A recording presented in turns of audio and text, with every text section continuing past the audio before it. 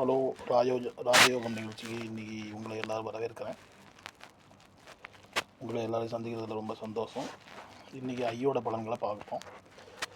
ஐயோட வேகம் 10 டிகிரி எடுத்து துணிச்சலும் விடாமுயற்சியும் கொண்டவங்களாக இருப்பாங்க. குறிக்கோளை தரக்கூடிய ஒரு எழுத்து.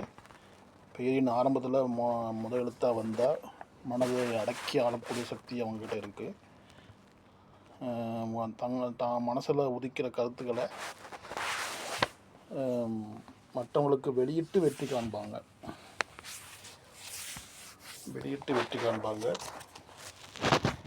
சோதனை வரும்போது நண்பர்களால் நல்ல உதவிகள் கிடைக்கும்.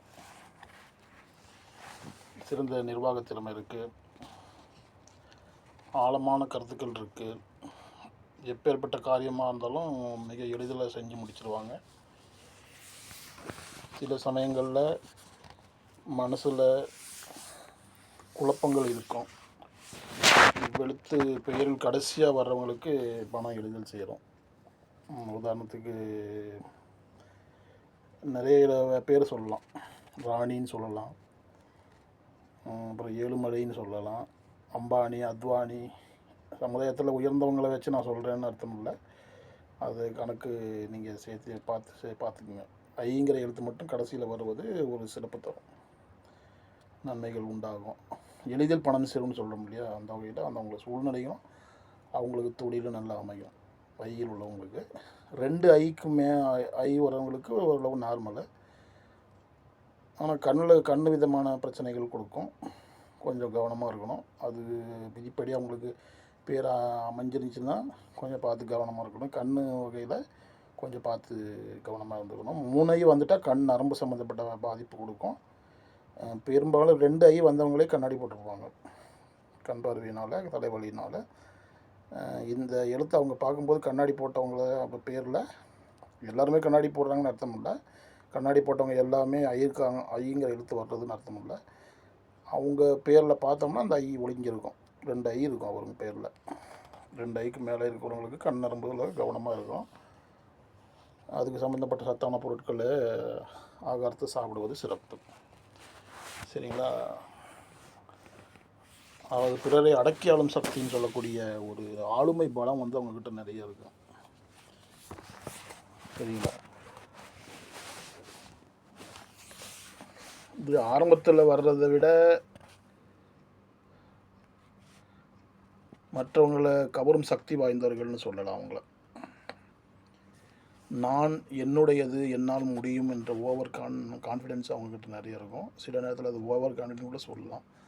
அந்த எழுத்து நேருக்கு நேராக ஒரு விட்டம் மாதிரி, அதாவது கம்பம் மாதிரி, போஸ்ட் மாதிரி நிற்கிது பாருங்கள். அதனால் நான் என்னுடையது என்று பறைசாற்றக்கூடியவங்க அறிவு ஜீவியாக இருப்பாங்க. ஒளி வேகம் தோன்றி நிற்பதால் கம்பீரம் குறையாது வானத்தை நோக்கி பார்ப்பதாலும் ஒரு மேலான எண்ணம் கொண்ட எழுத்து அந்த ஐயை சொல்லலாம். ஐனா இந்த ஐயில் எத்தனை பேர் இருக்குது பாருங்கள். ஐ இளவரசன்னு சொல்லலாம். இளவரசன், இளங்கோ, இந்த மாதிரி இமானுவேல், இஸ்ரார் அகமது, வேறு என்ன இருக்குது, இது நிறைய சொல்லலாம். ஐங்கிற எழுத்து மட்டும் கணக்கில் வச்சிங்க முதல்ல வர்ற மாதிரி. சரிங்களா? அது ஆண் பெண் யாராக இருந்தாலும் சரி, ஐங்கிற முதல் எழுத்து வரவங்களுக்கு இது பொருந்தும். ஐங்கிற எழுத்து பார்த்திங்கன்னா இன்னும் பாருங்கள், இளவரசி கூட சொல்லலாம். இளவரசி ஐஎல்ஏங்கிற மாதிரி. இது ஐக்கும் ஈக்கும் ஒரு தொடர்பு இருக்குது. பெரும்பாலும் ஈன்னு வரக்கூடியவங்க எல்லாமே ஐ போட்டுக்கிறாங்க. இனாயத்துள்ளான்னு சொல்கிறோம்னா ஐ போடுறாங்க. ஐ தான் கணக்கு வருது. இனாயத்து, ஐஎன்ஏ அந்த மாதிரி கணக்கு. ஆனால் ஈ போடுறாங்க, இஎன்ஏங்கிற மாதிரி. இந்த இடத்துல 1, 5ங்கிற மாதிரி மாறி மாறி வருது நம்பரு. அதே போல் ஜெயச்சந்திரனுக்கு அதே மாதிரி தான். ஜெயச்சந்திரன், ஜெயபாலுக்கு JAYA ஜெயாங்கிற மாதிரி போடுறாங்க. ஒரு சிலர் JEYAங்கிற மாதிரி கூட போடுறாங்க. அந்த இடத்துல இந்த 2 எழுத்துக்கு மட்டும்தான் இந்த ஒரு கன்ஃபியூஷன் வருது. எதை போடுறோமோ அதை முறையாக போடணும். அது ரெகுலராக அதையே யூஸ் பண்ணிட்டு வர்றது நல்லது. மாற்றி போடுவது சரியில்லை. மாற மாதிரி அது சூழ்நிலைகளும் அந்த பலன்களும் மாறிக்கிட்டே இருக்கும். அதனால் கவனமாக இருங்க.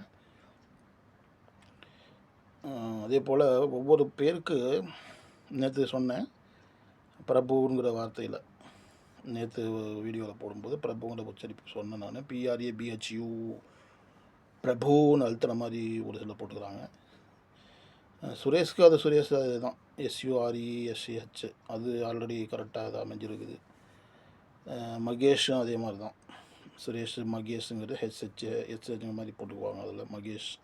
ஏன்னா மகேஷும் அந்த இஷன்னா உச்சரிப்பு வரும்போது SHங்கிற உச்சரிப்பு பெரும்பாலும் வரும். அதே போல் நார்மலாக வரக்கூடிய SA சரவணனுங்கிற மாதிரி வருது பாருங்க, SAங்கிற மாதிரி. ஒரு சிலர் நியூமலஜியாக SHS சரவணனுங்கிற மாதிரி கொடுக்குறாங்க. ஆனால் சரவணனோட தன்மை என்னவோ அதுக்குண்டான பலம் வந்து அது கொடுக்கும். SH போகிறதுனால புதுசாக ஒன்றும் அவங்க ஒரு என்ன அவங்க வேணுங்கிறதுனால கொஞ்சம் எடிட் பண்ணிக்கிறாங்க அது சரவணன்ட்டு. பெரும்பாலும் ஏற்றுக்கொள்கிறவங்க பெரும்பாலும் உச்சரிப்பு கூப்பிட்றது எல்லாமே சரவணன் தானே கூப்பிடுவாங்க. சரவணன் யாரும் கூப்பிட்றது கிடையாது இல்லையா. அது அவங்களுக்கு நியூமாலஜிக்காக ஒரு சிலர் சேர்த்திக்கிறாங்க. அது அவங்க இன்சைட் எப்படி அமைஞ்சிருக்கோ அதுக்கு தகுந்த மாதிரி அது வேணுங்கிற இடத்துல சேர்த்திக்கலாம், பிடிச்சிக்கலாம். சரிங்களா. சரவணனுங்கிற பேர் வந்து முருகன் பேர்லேயே கொஞ்சம் எப்படி சொல்கிறது, அதனால் முருகனை நான் குறை சொல்லதாக நினச்சிக்க வேணாம். குடும்ப வாழ்க்கையில் வந்து ஒரு சில குறைகள் அப்படின்னு சரவணங்கிற பேரில் அமைஞ்சிருது. சரிங்களா. காரணம் அது பேரில் வந்து 7ங்கிற நம்பர் வரும். 7னாவே ஆன்மீகம்தான். ஆன்மீகம் ஒரு ஞானம்னு சொல்லலாம். பொது வாழ்க்கையில் அருமையாக டாப் லெவலில் இருப்பாங்க, ஓடி உழைக்கக்கூடியவங்களாக இருப்பாங்க.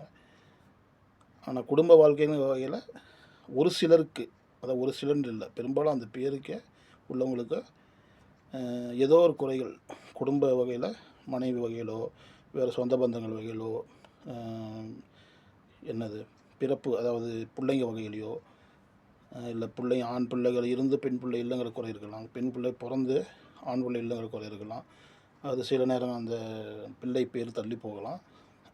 ஒரு சிலருக்கு பிள்ளை பேரே இல்லாமல் கூட இருக்கலாம். அந்த மாதிரி அந்த வகையில் அந்த 7ங்கிற நம்பர் வர்றதுனால சரவணங்கிற பேரில் இது அந்த குறைகள், ஒரு சில குறைகள் வந்து போகும். அதுக்கு வேறு ஏதாவது ஜாயினிங் அடிஷ்னலாக வேறு ஏதாவது ஒரு சிலர் சேர்த்திக்கிறது சிறப்பு. இல்லை வழக்கம் போல் சரவணன் அப்படின்னு சொன்ன மாதிரி சேர்த்திக்கலாம். தேவைப்பட்டவங்க அதை பார்த்து என்ன இதுன்னா அதை சேர்த்திக்கலாம். சேர்த்தும்போது அது ஓரளவு கொஞ்சம் நன்மைகளை கொடுக்கும், கொஞ்சம் இடையூறுகள் விலகும். மற்றபடி முழு பலன்களை கொடுக்குன்னு சொல்ல முடியாது. ஏன்னா எல்லோரும் கூப்பிட்றது எப்படி சரவணன் தானே கூப்பிட்டாகணும். சரிங்களா. அதனால் இப்படி இந்த சூழ்நிலையில் இப்படி இருக்குது. மீண்டும் அடுத்த வீடியோவில் நாளை சந்திப்போம். இன்னும் கொஞ்சம் விளக்கமாக ஒவ்வொரு விஷயங்களும் பேசி கலந்துக்குவோம். ஓகே, நன்றி, வணக்கம்.